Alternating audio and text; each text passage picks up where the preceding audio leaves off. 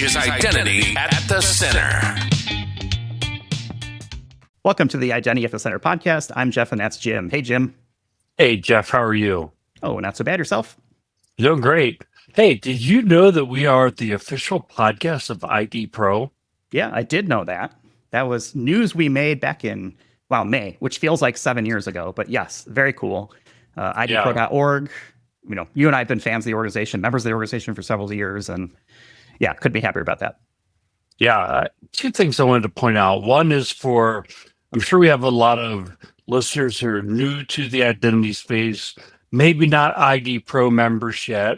I'm not here to push membership or anything, but one thing that they have out there for free for the entire world to enjoy is the body of knowledge. I think the easiest way to get there is just go to Google, type in ID Pro, one word, and BOK for body of knowledge. It'll be the first thing that gets linked out to you.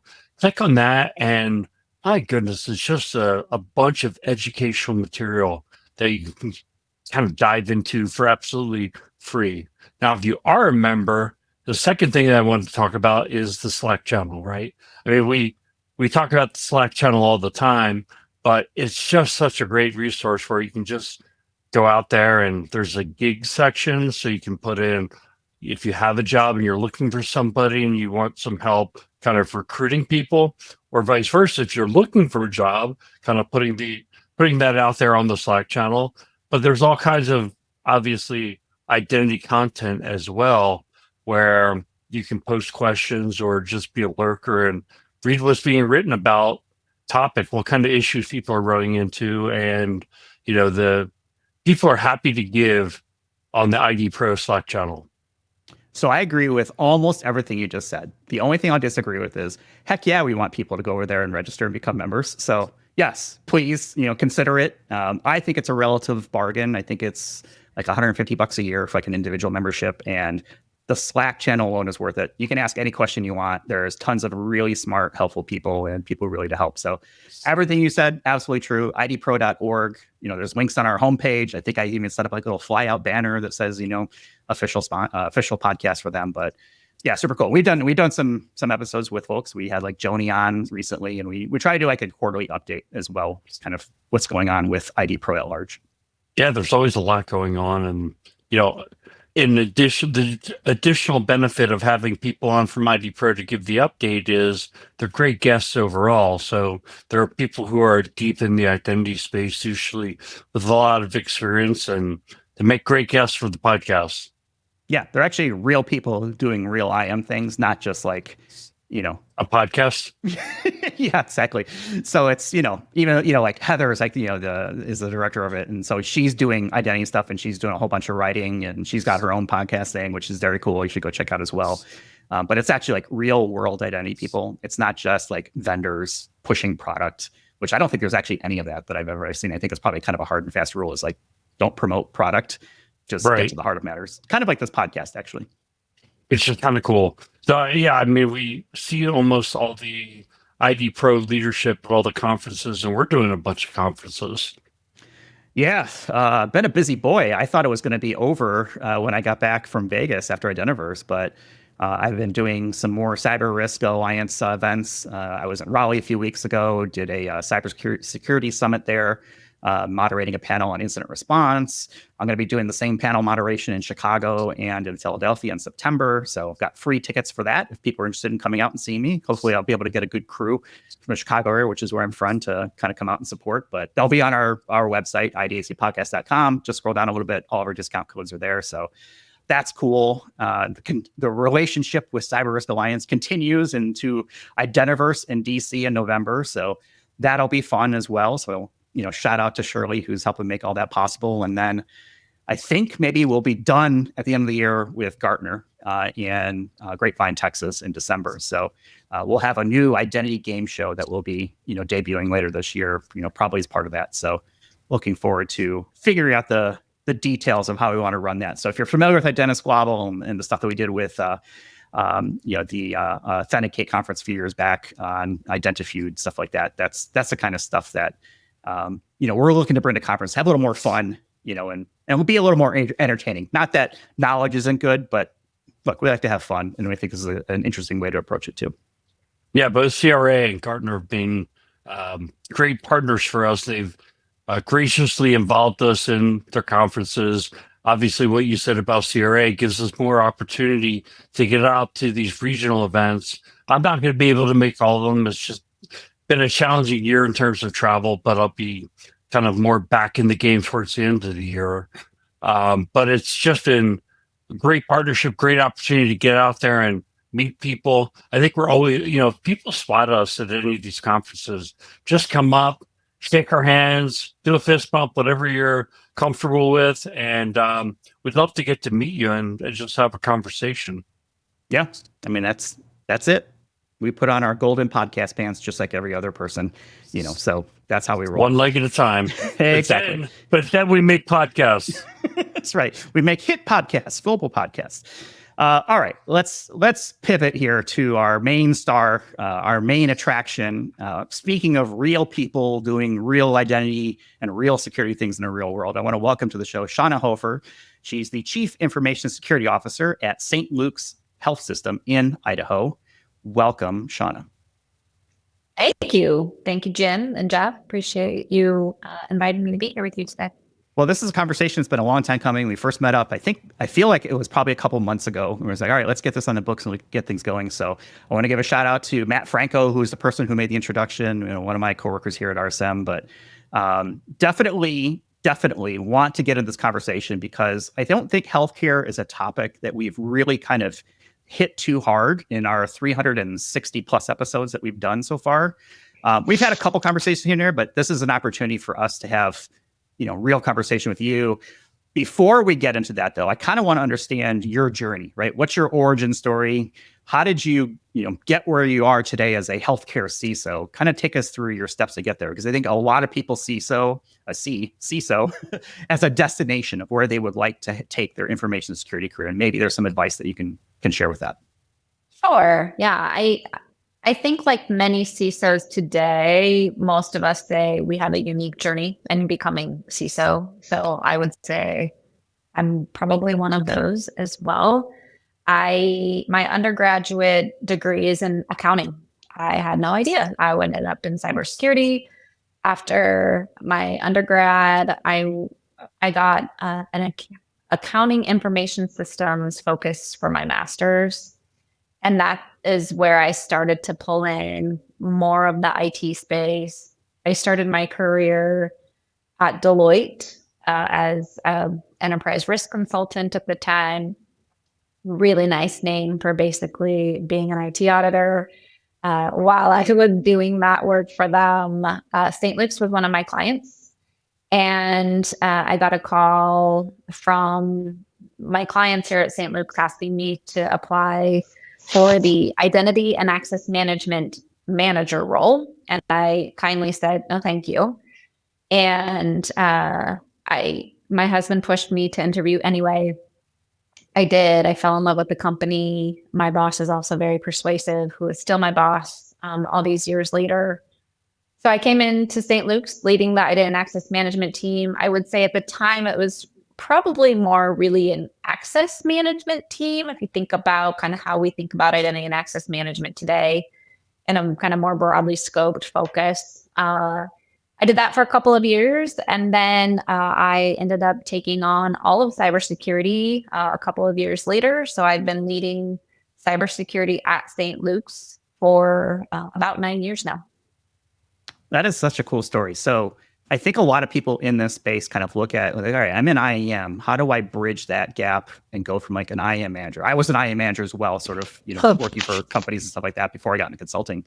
But I think this is a turning point maybe for the IAM industry. Is it used to be that CISOs were like firewall and network security type people, right? And IAM was kind of just kind of an afterthought. But I'm kind of hoping, and hopefully you'll agree, is like IAM can also lead to a CISO type role within an organization. Obviously, case in point. Have you noticed any difference when it comes to like people with identity backgrounds and kind of their aspirations to maybe, have a broader cybersecurity impact, maybe as a CISO or other parts of a cybersecurity organization? Yeah, I think people, but even just the industry in general, I think the perception around identity and access management, and I know for me, but I think for others too, it's very different than what it used to be. And when I think about the role that I led, and I referenced it being very much an access management focus, that's just not the only focus for identity anymore. And while, yes, it was still a concept within cybersecurity, the risk associated with it is so much higher now. So I think when you think about a cybersecurity program and how to lead that, you can't do it today without having a strong knowledge and understanding of identity and access management as a whole. So yeah, I think it's changing significantly. So now that you're the CISO here at St. Luke's, tell me about where you see identity security and why is it so important for healthcare? And maybe you can give me something that's kind of like beyond the obvious, right? Of course, patient data, health data, stuff like that. But maybe you can talk to me about the conversations that have evolved over time, as you've had this role, and where did identity start and what are the conversations you're now having with your peers and counterparts there? Yeah, I think, part of that, and maybe it is part of the obvious, but worth highlighting, in my opinion, is the why. The why is different now. The why used to be very much patient data, cost of a data breach, cost of medical records. Example, we used to provide education to individuals around, hey, we really need you to be careful of that phishing email because we could get fined by HIPAA if we had a breach or what have you. And the conversation today is patient lives are at stake, and any one of us could have an impact on our ability to provide safe, efficient, and effective care to the people in our communities, by the way, which is us and our families and the people who live here. And so it's so much more meaningful to people today when you're having a conversation around the role that they play in helping keep a health system safe. And really what you'll hear people say is cyber safety is patient safety. Now you're hearing that in the healthcare industry more and more. And when you help them understand that from an identity perspective, it's that them as individuals and the things that they do day in and day out certainly have a role to play in that shared responsibility. So the conversation's different. It's far more interesting. They're more engaged. They feel responsible.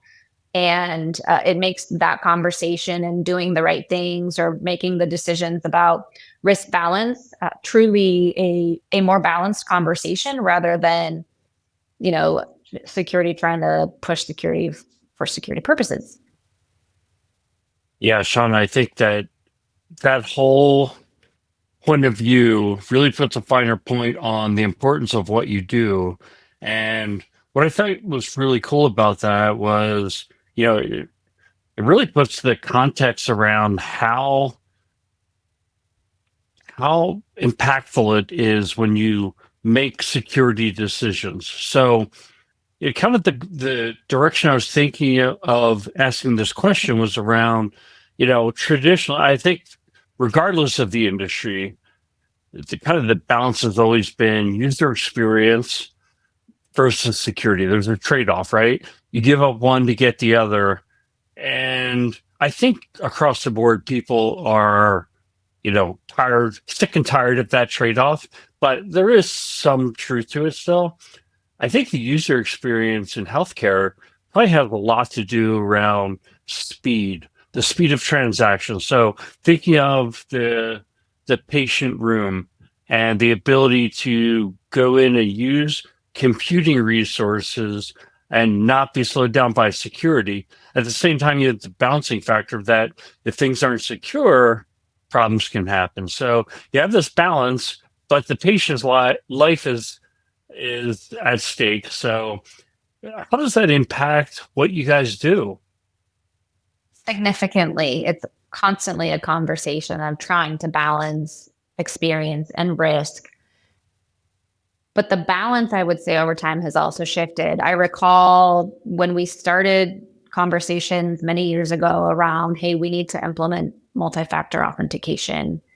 And at the time, the message you would hear from the physicians, regardless of whether it was cyber or IT, right? Around then was the time that we were implementing electronic health records, and many of them were having to move to a more electronic workflow. And so the message that you always heard from them were the number of clicks they had in their day, right? That the number of clicks was a measure for them. And so it was a mindset of we can't just add clicks. And that tone and that concern has changed to the point now where I think I almost have an ingrained assumption that we can't add clicks. And yet I have physician leaders who will say to me, we don't care. Like if it's more secure, we're going to do that. Right. And so it's really helped have those champions to say the risk tolerance of a few extra clicks or one extra click or a few extra seconds is worth it for us, and the rest will follow.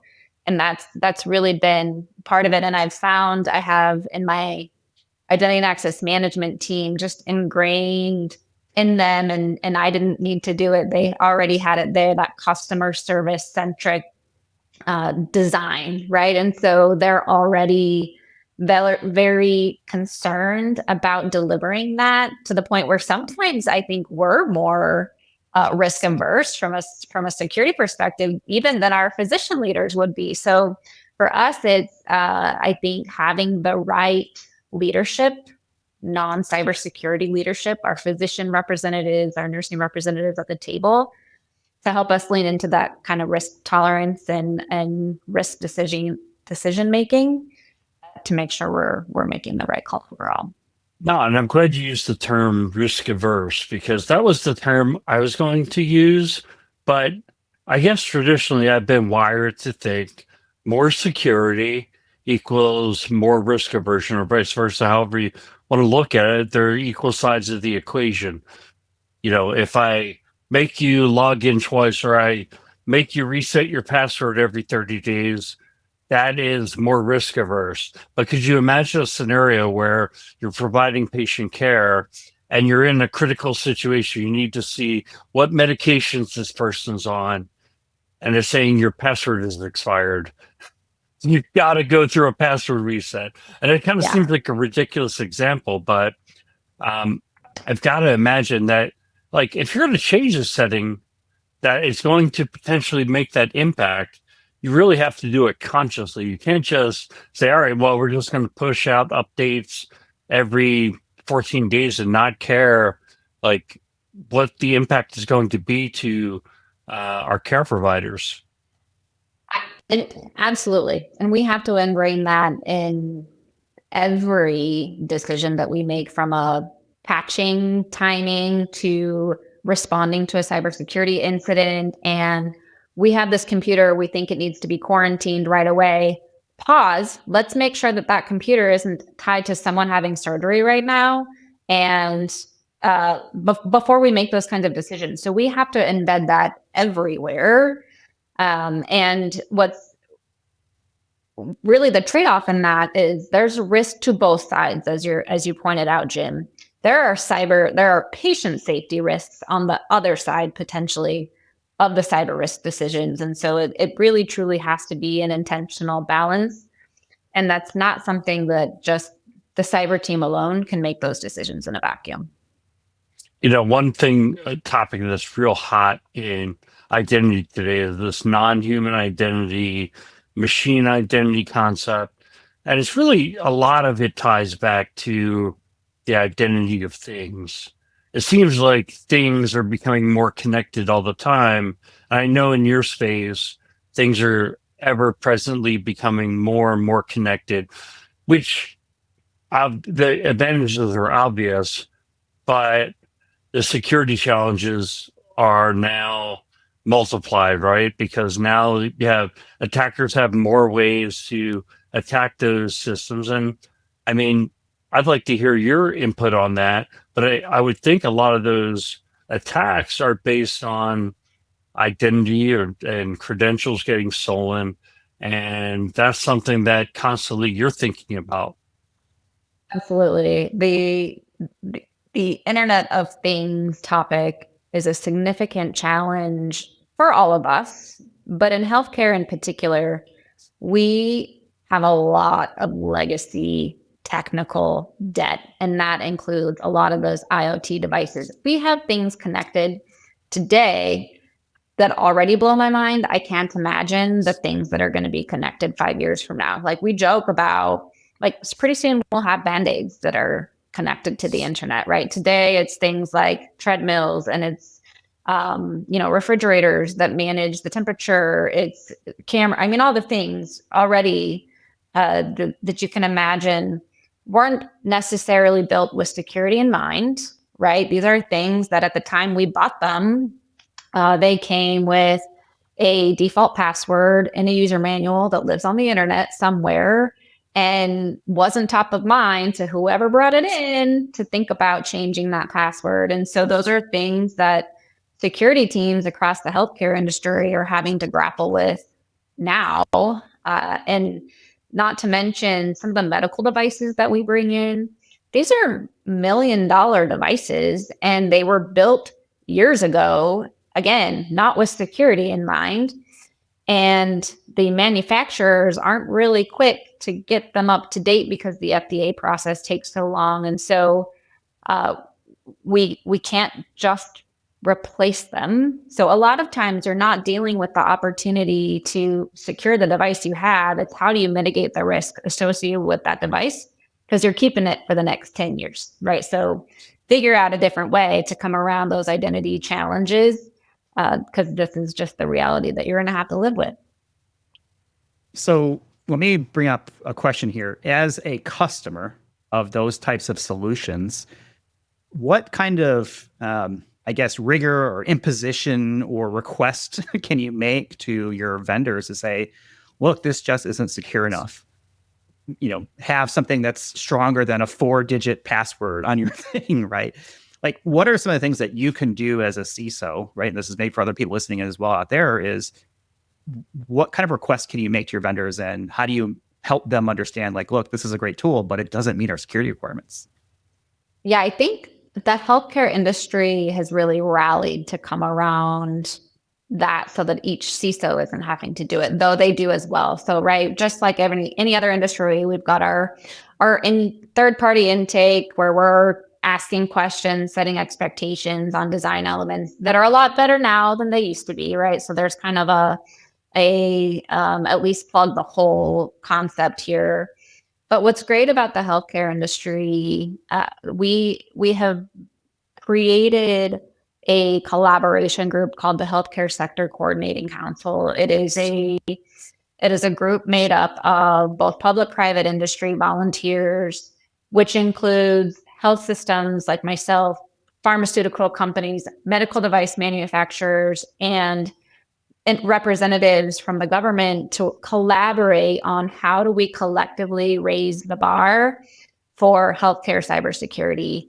And it's through those relationships and that dialogue where medical device manufacturers and CISOs are having conversations about what are some other reasonable kind of guidelines that we're expecting in the design, contractual requirements that we can collectively hold each other to. I mean, these are conversations that as an industry we're having.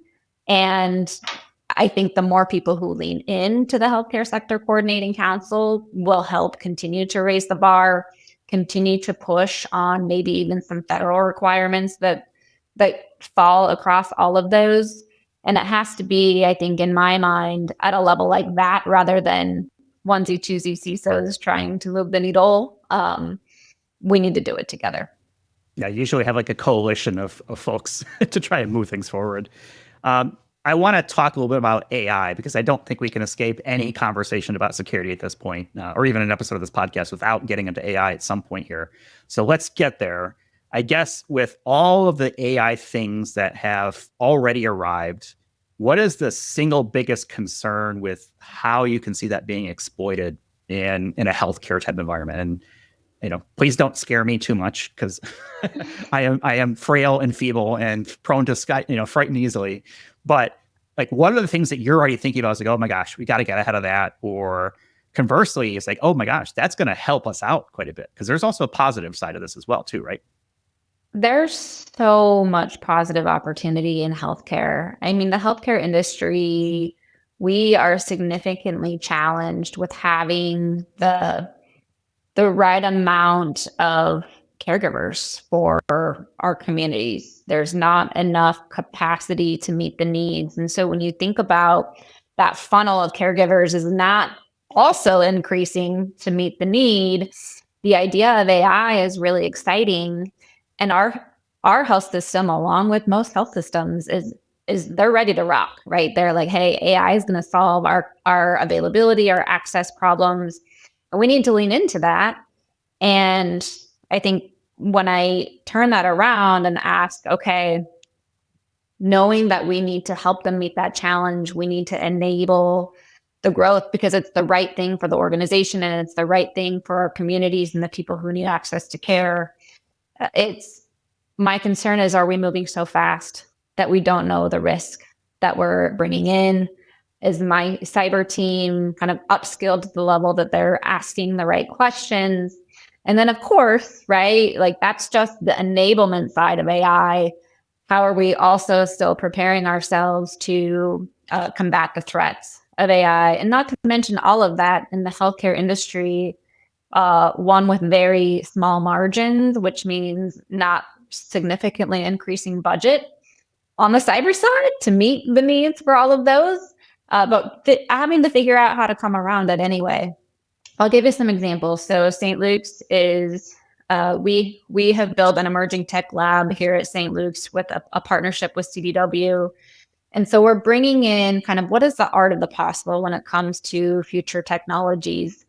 And some of the examples that we have, and the way that people can think about that is, how can we remove having a computer in the patient clinic room? Like, let's just take it out because it gives space. It allows for a better dialogue. There's not a computer in between the provider and their patient, which means you need to have more listening devices. We call them ambient listening devices, or we've looked at things like a digital whiteboard, for example. Well, bringing identity into that, how do you authenticate those devices with the person in the room or the person interacting with the whiteboard? Because I can't imagine them like typing a username and password. They need to be able to authenticate some other way. So trying to imagine how do we enable AI and also imagine how we change the way that we've done some traditional authentication pieces to be able to meet really that experience that we're trying to deliver in the future. And this could probably give rise to new form factors for identity. You talked there about like the whiteboard, right? And I was like, all right, well, how the heck do I know who's writing on the whiteboard? And I was like, well, what if every doctor or nurse had their own pen that was assigned to them, and it's tracking what pen wrote on what device, right, or whatever it may be. I don't know if such a thing exists, but neither did tablets. Star Trek willed that into existence. Yeah. But in healthcare, here's one of the challenges we also face from an identity perspective. And it used to be things like we would deal with doctors giving away their username and password to their nurses so that they could put in their orders for them. Today, we use things like badges, right? Where in the morning, you type in your username and password, and then you can use your badge throughout the rest of the day. And then we're dealing with badges floating. And Jeff, I love the idea of the pen. I can only imagine where those pens just shot end all up. the holes in it. Yeah. And so, I mean, you're right. We do have to imagine differently and also recognize the complexities of the environment in which they're in that are going to make some of that imagining a little bit challenging. Shawna, I'm trying to make it better. I love but it. Like, these are the conversations like we have to have. I was like, all right, well, yeah, of course there's going to be bad sharing. I mean, I used to work in the logistics part of IAM, shipping out those stupid RSA tokens, and that was a real nightmare. So, anything where a person has to have possession of something involves logistics. And that is just a real operational headache if you're not prepared for it. I want to go back to something you said earlier, and this was about upskilling around AI. And I think this is a question that I would like to get in more with you here is, look, everyone's talking about AI, and I think there's a genuine concern of AI is going to take people's jobs. How do people, especially in the security space, identity space that we're talking to here, right? What are the types of skills that they should be learning to try and stay ahead of that?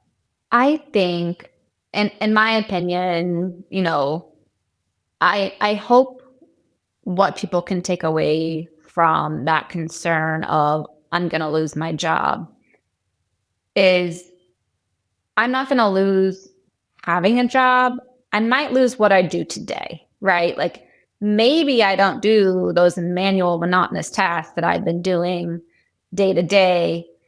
Maybe I get to offload that and I really can do higher level work that I didn't ever have time to get to before. And I think if people can embrace that change, which can be very challenging, but if they can, I think the opportunity is there for people to grow in ways they probably couldn't imagine before. I think in the identity space, there's so much opportunity to dig into risky behaviors and things that are happening in the organization and people asking questions and doing things about that maybe that wasn't their role before. But if they have the capacity to do it, and maybe the interest, I think there could be a lot more that we can accomplish if people will take that on. I don't see it as any different as other kind of shifting technologies, right? The internet, everyone carrying a phone now has like all the information in the world. I mean, heck, YouTube has all the instruction manuals you could ever possibly want for anything and more being built all the time. The idea of I certainly think that there will be some disposition of kind of work, but when I've gone through this process, IGA, Identity Governance Administration, I remember deploying that, several years ago, decades ago now, because at this point, and there was a real fear, it's going to take my job, right? Because I'm used to creating Lotus Notes IDs and RACF accounts and Active Directory, right? And all this other stuff. But that's not what actually happened. What happened was exactly what you just said. My team went from being administrators to being analysts. And it was a different mindset, a different shift in how we approach the job. The people who were more interested in just kind of stamping out the next widget, definitely struggle with it more. But the people who were actually interested in learning more about security and the things that we're doing in IAM actually now had time instead of having to create the 80th Lotus Notes account that they had to do that day or a ticket that came in. So I definitely agree with that sentiment of like, okay, stay on top of it. I mean, just think about how much more efficient all of us are with even just the basic tools that are out now. And this is the worst it will ever be. It is continually getting better, scarily good. Almost every day there's some, some sort of improvement. It's like, oh my gosh, okay, now I can do that. Okay, let's figure it out. That's right. But I think it really is a mindset, right? I think there are plenty of people today who have and are embracing that mindset. And then I think there's a subset who have to and will turn that corner. And then there might be some people who don't. And, of course, that's the group that I worry about the most. But the reality is if you can embrace it. And I think really it's better for you as well as the organization and really kind of all of us as a whole. I do think there's some caveats to that, though. I think that, one of my concerns from a CISO perspective is, we have to continue to be resilient. And in healthcare, that means we always assume as we're bringing in new technology and even just within our own network, we have to assume the worst will happen. And we need to be prepared for when that happens. And so we spend a lot of time talking about resiliency and investing in things like, well, what happens if we do have a major cyber attack and what's our downtime for that? And I want people to think about AI with the same resiliency mindset of how do we operate when it's not there, right? Making sure that people are maintaining that level of understanding and cognitive thinking capabilities so that in the event it isn't there for them at the moment they need it, like we can still get through the things that we need to do, albeit differently, slower, you name it. But the skills to do that are still important. Okay. So I don't want to be the rain on the parade guy, but I think the positive message to people ought to be, well, you're right. AI could take your job. You better learn AI because there's some people who are going to still be needed. Here's the reality. It's like, Jeff, I know you are one of the biggest AI bulls I know. You just compared AI to IGA. When we get to super intelligent I mean, it's all bets are off.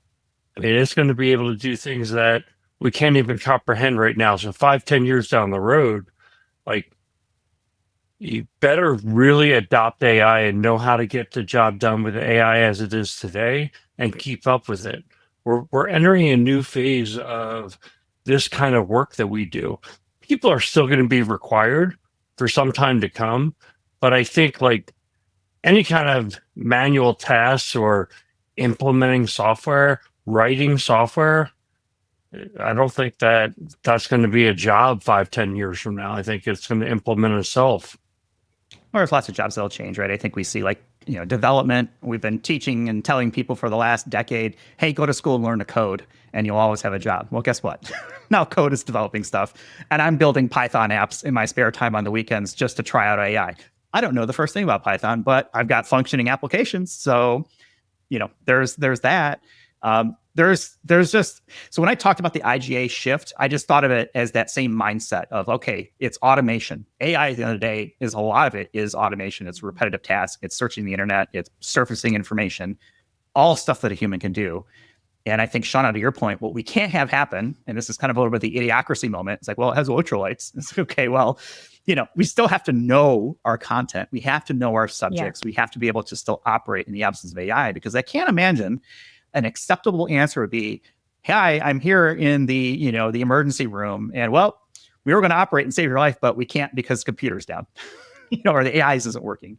Like that's not going to be acceptable. So translate that to any number of, business applications, even just outside of healthcare. And there is still, room for humans to be part of this. But I think it does challenge us to stay on top of it, because you always need to fact check it and things like that. I think that leads me to my hopefully, I think my final question for now on AI for you, Shawna, is at what point do you as a CISO trust AI to make decisions about your security infrastructure? Because I think this is an area that a lot of security vendors are going, is they're saying, hey, guess what? Our firewall, our access management platform is now 100%, more AI. It's zero trust and blah, blah, blah, right? All the buzz terms. But one of the things we're trying to do is really set it up in a way where the AI is making the decisions on the configurations of your security tools. So I'm going to ask you, as a CISO, when do you start to accept that is a reality and establish that trust that you are okay with that kind of thing?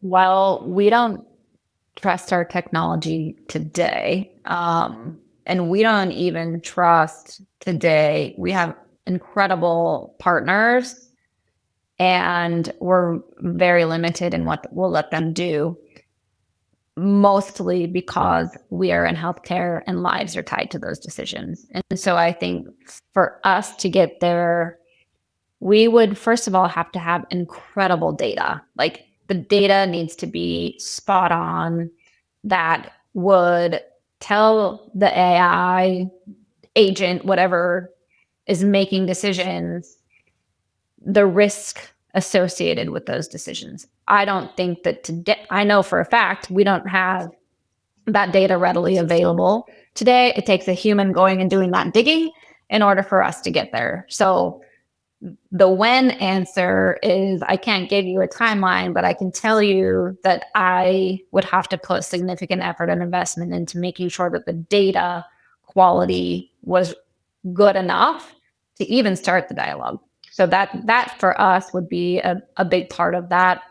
And not to mention, I talk about the data, but it's the people. I mean, we are people who everyone who works in healthcare, or at least here at St. Luke's, we care. We care about the mission. We care about the people, which sometimes translates to, we don't trust you, and we don't trust you because, that's our lives on the line. And so I think there's a mindset shift too that would need to happen also with time, gaining trust and just using AI, right? Even before we allow it to make decisions. But hopefully, there's some progression to that. And are there some lower risk things we can start practicing with, really kind of understanding where can we start piloting it, accepting the outcomes, right? Where can we get to a point where humans maybe aren't always in the loop?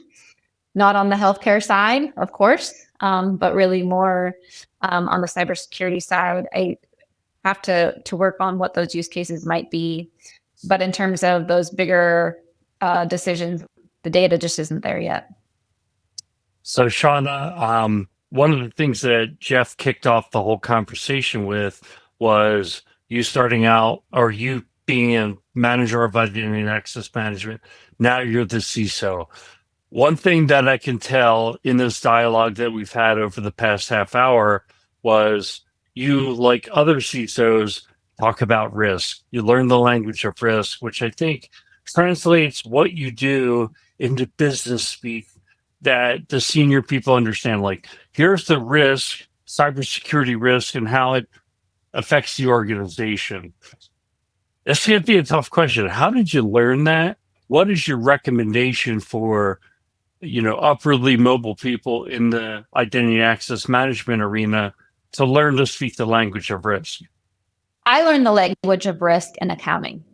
I think when I joined the cybersecurity team, and certainly when I started leading the cybersecurity team, I looked at my background, my lack of technical background to be specific, as a complete downside to what I had to offer. And it took me years to realize it was actually my strength. It took me a long time to realize that ability I had to speak the business language was exactly what I needed to lead this team. And for those who don't have the opportunity, right, to start in accounting, because most today they start right in cyber, right? That's, I think, the difference in what we see in CISOs today versus maybe what we'll see in CISOs in the future is that many of them will start their careers in cyber. They knew it's where they wanted to be. It's where they'll grow up. I think there's so much benefit not always having a career in cyber. I think having experience in other places in the organization and other industries is significantly helpful to be able to speak business. Like, not only living in cyber, living outside of cyber, number one, like, advice of learning to speak business. But then beyond that, I think it has to be really an intentional effort.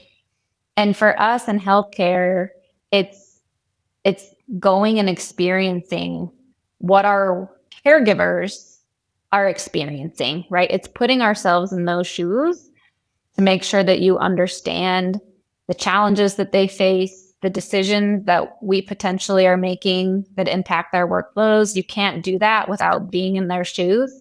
And it means going and being physically present with them to get that. So those would be some of the recommendations I would make, but they have to be intentional.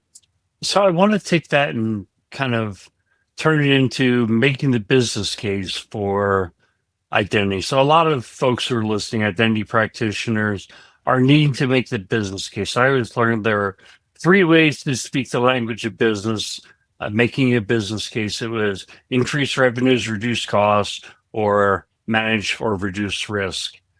Usually cybersecurity leaves you only with that third option. Does that ring true to you, or how? What are the major factors when you're making a business case? I think it depends on the industry. Like here in healthcare, the language that we speak in terms of risk, often, like, our number one always is patient safety, right? So to have a conversation and to speak business in a way that physicians, nurses understand, you need to communicate in the way in which matters to them. And for them, it's patient safety. if I'm talking to the CFO, certainly the CFO will talk in terms of revenue and cost, but that CFO has the same language mindset I do, that at the end of the day, we're a health system and we're here to keep people safe and keep them healthy. So it's that is a universal language to us. It's not just dollars. It's what matters to our core mission, which is taking care of people. So I think you have to understand that, right? You have to understand what is your industry, what matters. Dollars are universal across all of them and certainly is helpful. I don't know that risk is. I'll be honest with you. I think that there's a level of maturity that organizations have to be able to have conversations about risk and what that means at an enterprise level. You can try, but it doesn't always resonate. And so I think part of that is just having that understanding of your organization and the industry that you're in order to be able to facilitate those conversations. So you're probably prioritizing different budgets and asks, right, for different security paraphernalia, we'll call it. Take me to the mind of your sort of internal throughout process, because everyone's fighting for money. And so how do you say, okay, well, here's the projects we're going to fund this year based on this budget we're expected to have. And of course, as soon as you put it down, right, things will change in the real world and you have to adjust. But that initial thought process of, okay, is this the year of MFA? We're going to get it done. Is this the year of PAM? Is this the year of, nope, we've got to shift some identity spend for projects to some other part of security? Talk to me about how you go through that sort of that mental gymnastic routine to try and juggle all that. Yeah, I think for us, certainly we would take into account everything that we're aware of. To your point, Jeff, in this moment in time, knowing that will change, right? What are the findings we have? What are the threats that we're facing? And then really compare that with what's the value of the investment. I think is really important, because we can go buy a bunch of tools, or one, do I have the staff to fully implement and take advantage of that technology? And two, is it even going to move the needle as much as some of the work that might not require investment in new technology, but really just cleanup of existing technology, really like the non-sexy work, but maybe that moves the needle further. And in order to do that assessment, I think a big part of that is, what are the risks that we're facing? What are the attack vectors that we're seeing? And then what's our vulnerability to those within St. Luke's? And as you guys know, like, social engineering is one of the biggest threats overall. That is not healthcare is certainly a big part of that. And so it's asking ourselves the question, if one of the things we're going to continue to focus on is social engineering, is the biggest bang for our buck bringing in, MFA is already there. It's a non-negotiable, but bringing in better identity verification technology, or can we do better identity verification processes, right, for lower dollars? Or can we rely on education and awareness? So it's really being intentional about bringing the risk to an acceptable level for the investment, and knowing that decision might be good enough for now, and maybe you revisit in another quarter because the threat vector has changed, or maybe you need to make another decision around that. But for us, we have to balance all of those things. And here in healthcare, one of our strengths is that we have really caring people who find their way into the healthcare industry, which also means they're very vulnerable to things like, hey, can you help me? I'm a student and I would really love you to look at my resume. Or, hey, like those typical phishing type of things that just like tug on people's heartstrings. Like, healthcare people really, want to help and are hugely vulnerable. And so understanding what is the best way to combat that, and taking a look at, is it technology, is it process, or is it really just training the people, for example? I love that answer. And I really like that you talked about non-technical things too, because you got things like, hygiene is what I'll call it, cleaning up your Active Directory, cleaning up things like that. And I'll disagree. I think anything to do with IAM is sexy. maybe not sexier than other things, but still sexy. Keeping a nice, tight, tidy Active Directory or, universal directory or, name your product, right? Whatever it is. That is all stuff that pays you back over time because it reduces license counts. It reduces risk for accounts, right, being compromised. If you ever decide to shift to some other product, now you've actually got a clean environment or cleaner environment than if you hadn't done that cleanup. So I think that is an often overlooked part of running an IAM program is hygiene. And so I'm really happy that you mentioned that. So kudos to you for that. Yeah, but Jeff, keeping a tight Active Directory is not sexy. I'm sorry. We just disagree. Disagreement is great. But what we found, we brought in one of our interns recently to help us with some of this Active Directory hygiene, Jeff, that you would enjoy. But what we found, we assumed, right, oh, this is just really like not fun work. He's out there trying to find owners for groups and whatever. He came in with the lens of this is like investigation work and this is really cool. And he's having a great time with it. So you're right. I think it can be really interesting and really cool. At the end of the day, it moves the needle a ton, right?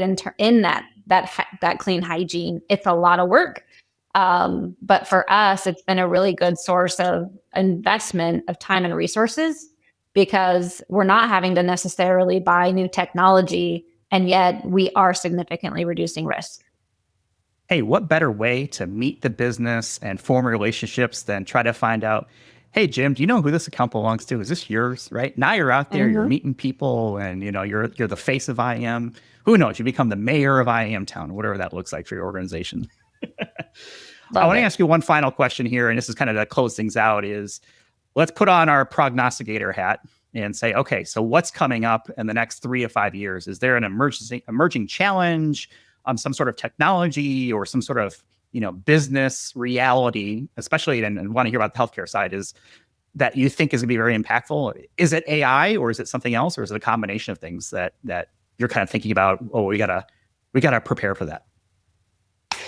Yeah, I think AI will be a big part of whatever that looks like. I think for us, it's a combination of how do you imagine delivering healthcare in ways we didn't before. For example, one of the things that we're looking at today is how do you deliver an inpatient or hospital-like level of care in somebody's home, right? And that helps us reduce the number of people in beds in our hospital. It helps reduce the cost of care. And ultimately, there's better outcomes for patients in the data if they're at home rather than if they're in the hospital.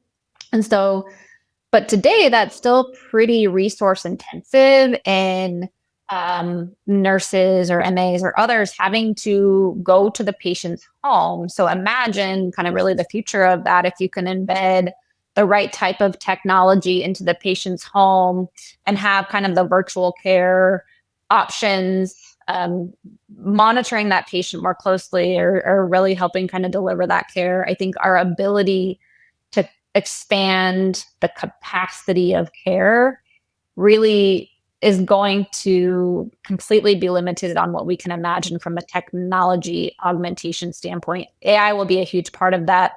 The devices, of course, will be a huge part of that. And then, as we mentioned earlier, the identity components and being able to enable that in a secure way, of course, is going to be huge as well. So for us, it'll always come back to how do we expand safely our capacity for care and provide a better physician experience, nurse experience, and ultimately patient experience.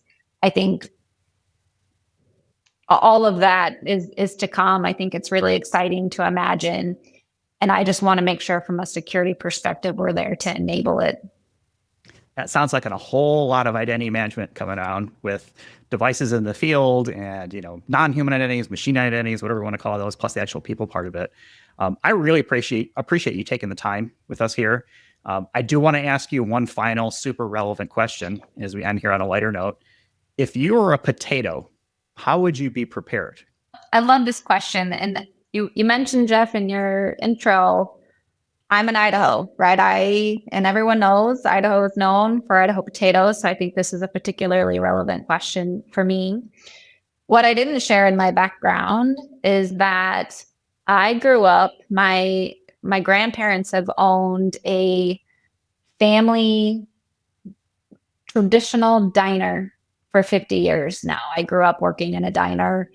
And the things that I think about in working there and craving the food from there are homemade French fries. My like fresh homemade with fry sauce. I don't know if you guys do fry sauce, but fry sauce is a big thing here.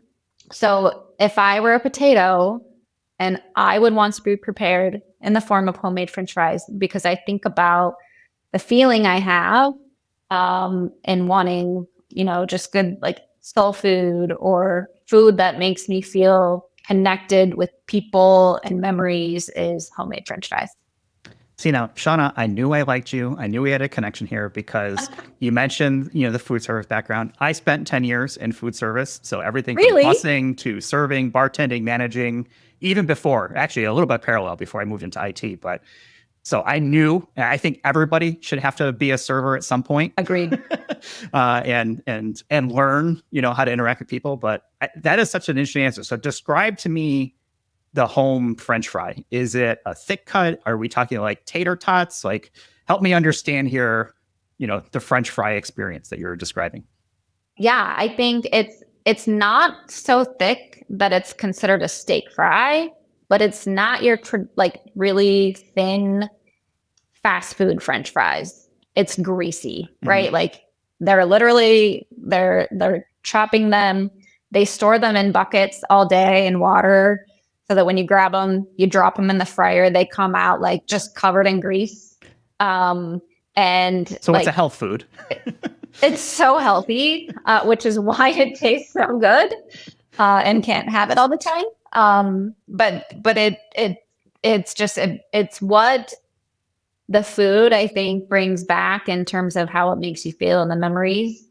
For me, that's where I land.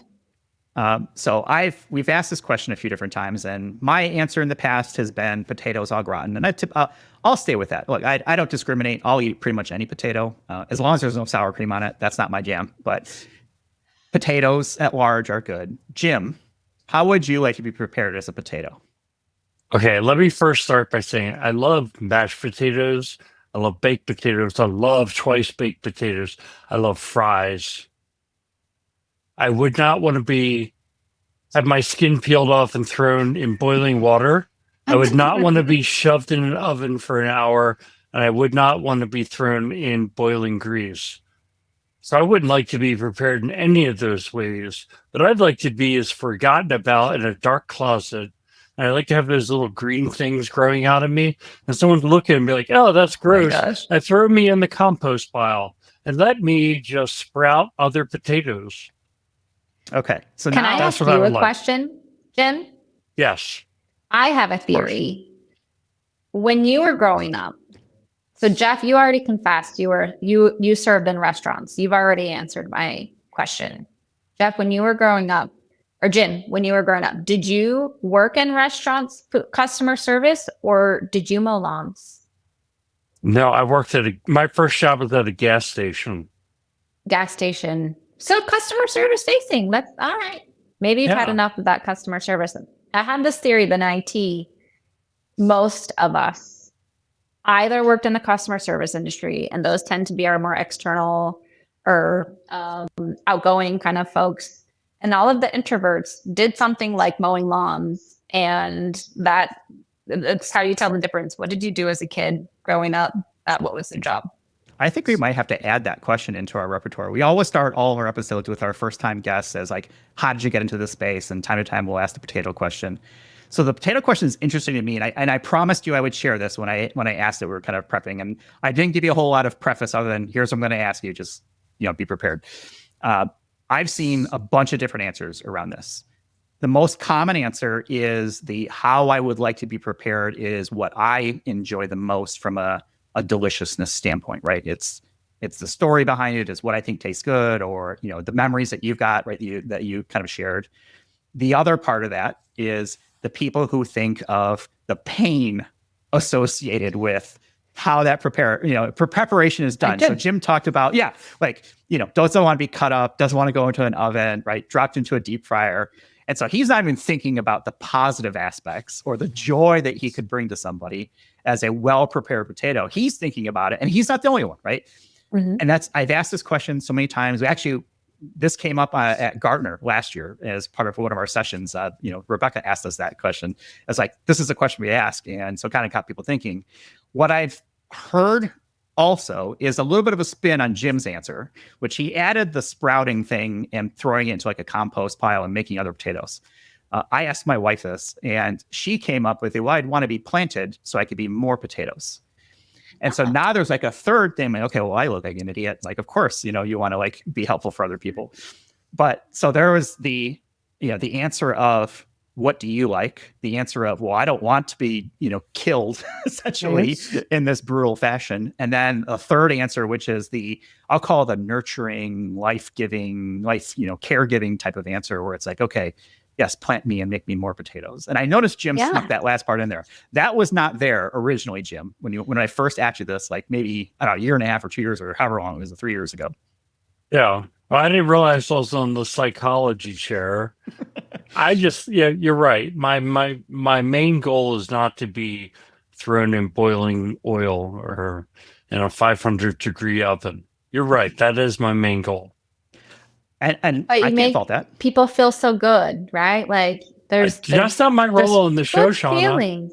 My role on the show is to bring a dose of reality. At least that's what I say today.